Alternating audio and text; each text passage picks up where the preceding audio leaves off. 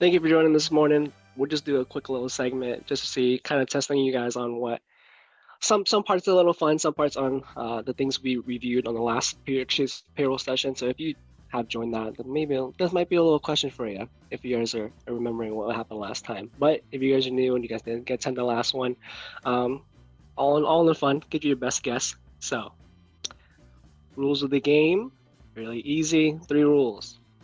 You have 30 seconds for each question. I have a stop clock, so making sure people don't go over. And then obviously 30 seconds so you guys don't Google the answers. I'm keeping my eye on that. And then just type the answers in the chat box. Okay. And then the first person who gets the answer right will get a point. And then I'll tally it after. And then we'll distribute points to the winner. Cool. Cool. Cool. Let's start rolling. Boom. Are you ready? Let's do it. Round one is pretty easy. Okay. Which of the following refers to an employee's pay before taxes and deductions? Oh, you guys are fast. I didn't even get to even read the answers yet.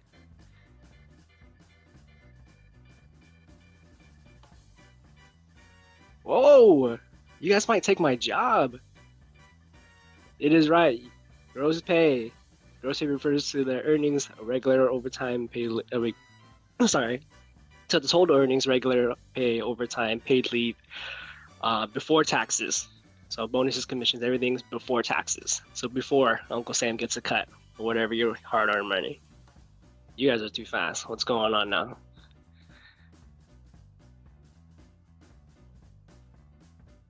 Cool. Next question. What does overtime pay refer to? Working on the weekends, hours worked outside, above 40, or on the holidays? There we go. Okay. You guys are on it. You guys are on it.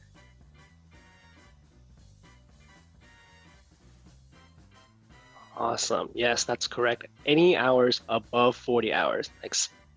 So there's a little exception depending on your state, but mostly hours worked above 40 hours within the work week. This counts only for regular pay hours, so no holiday, no PTO, no leave time, and overtime does not count as overtime, or that does not count towards overtime either. So just your regular pay.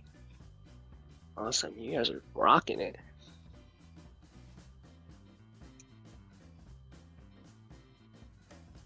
Cool. All right, let's up the stakes. Let's see what's going on. See if you guys got this next one. What is the name Selden utilizes for timekeeping? Spell it out.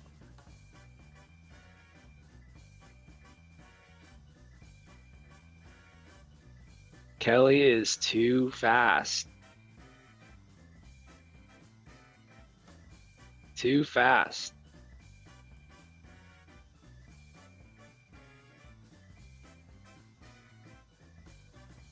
That is right. Workforce management. We went live with the system back in December 9th of 2023. It's been kind of like our main system for processing and timekeeping since. We've been loving it so far. Everything has been pretty smooth. A lot of the versatility on the system itself has been great for us and hopefully great for you as well. You guys are rocking it this morning. Okay, fun one. And if you get this one, you might have Googled it. Which famous US president introduced the first federal income tax? Okay, you guys 30 seconds. Don't Google.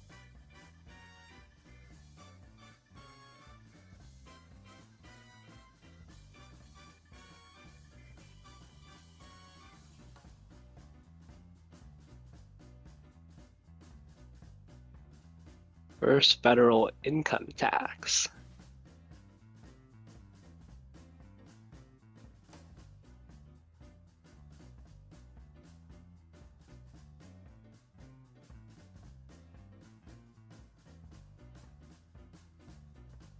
Let's see. All right. It's the man Abe Lincoln. In 1862, President Lincoln signed into law the revenue-raising measure to help pay for Civil War expenses. The measure created the Commissioner of Internal Revenue and the nation's first income tax. Sheila, you got that one. Did you Google it? I hope not. I'll give it to you, though.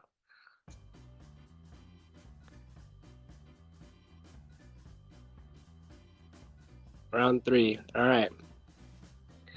The last one got you guys in a little hiccup. So let's see what you guys got going on for this next one.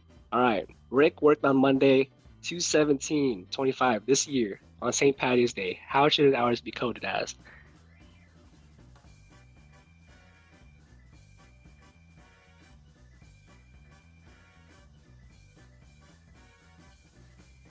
There you go. Regular pay it is. You guys got it. I tried to throw a little curveball, you guys. St. Patty's Day is not a federal holiday, so Selden will not have office closures for this holiday. There before, sadly, it's just a regular Monday.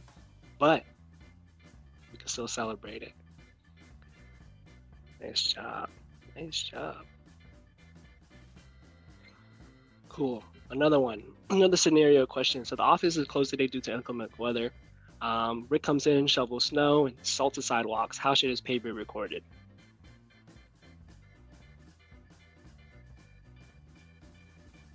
Oh, yeah.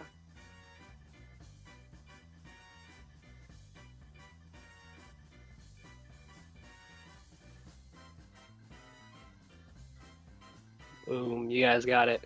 You guys are just way too fast. I should ask more questions. Regular plus on call is right. So regular pay will reflect the office closure, depending on how many hours the scheduled employees work. Typically, a full-time employee will be paid 8 hours for the day, and then whatever hours they come in and work for the snow removal and the salting of the sidewalks will be counted as on call. And then office closures kind of treated just kind of like if it was like a holiday. If it's time off, they're not supposed to be there, and they do come in, that's on call. Love our techs. Cool. Winners. It's you, the person in the mirror. You tomorrow, you yesterday, maybe me. But cool. I like to just keep this little nice, short and sweet. Little fun and engaging stuff in the morning. You guys are blazing fast. I thought I was gonna have more time to play around and mess up, but you guys are on it. You guys are killing it. Thank you guys for playing. I'm gonna go ahead and tally up all the orders here. We have a lot of extra time actually, so if you guys have any questions, you guys wanted to ask me, you can either shoot an email inbox to the HR, Human Resources Payroll inbox, or you have anything you can throw out now I can answer. Feel free to jump off mute and ask away.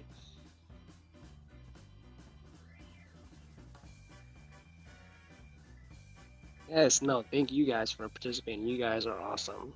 I Actually, have made the one questions a question. little harder. Oh. Yeah. If someone misses, say they miss their beginning of the day punch, is there an easy way to go in there and put that punch in so you don't have to change every single punch? So let's say if they are supposed to clock in at 8 and then they clock when they leave for lunch at like 1. They just forget it and then they have a lunch punch, and a lunch in, lunch out, end of day. And the day and they're missing and then that. sometimes their beginning of the day goes in for the day before. But isn't there an easy way when you fix one punch to put it in so that you're not changing, you don't have to change every single other punch? Am I missing something? No, you're right. So that's just the little harder work around it. But yeah, you're gonna have to fix each field so the time card reflects correctly. So let's say if Rick, our scenario for our number 1 service tech, if Rick comes in at 8, forgets to clock in, and then clocks out at 12 for lunch, and then comes back at 1, and then clocks out today at 5. It only records that 12, 1, and 5 with the missing punch out. You'll still have to correct the whole field, just because if you change that first one, his first quote unquote punch at 12 to 8, you still need to change that 1 and 5. So a little extra work, but we need to make sure Rick gets his money, so then Abraham Lincoln can get his money.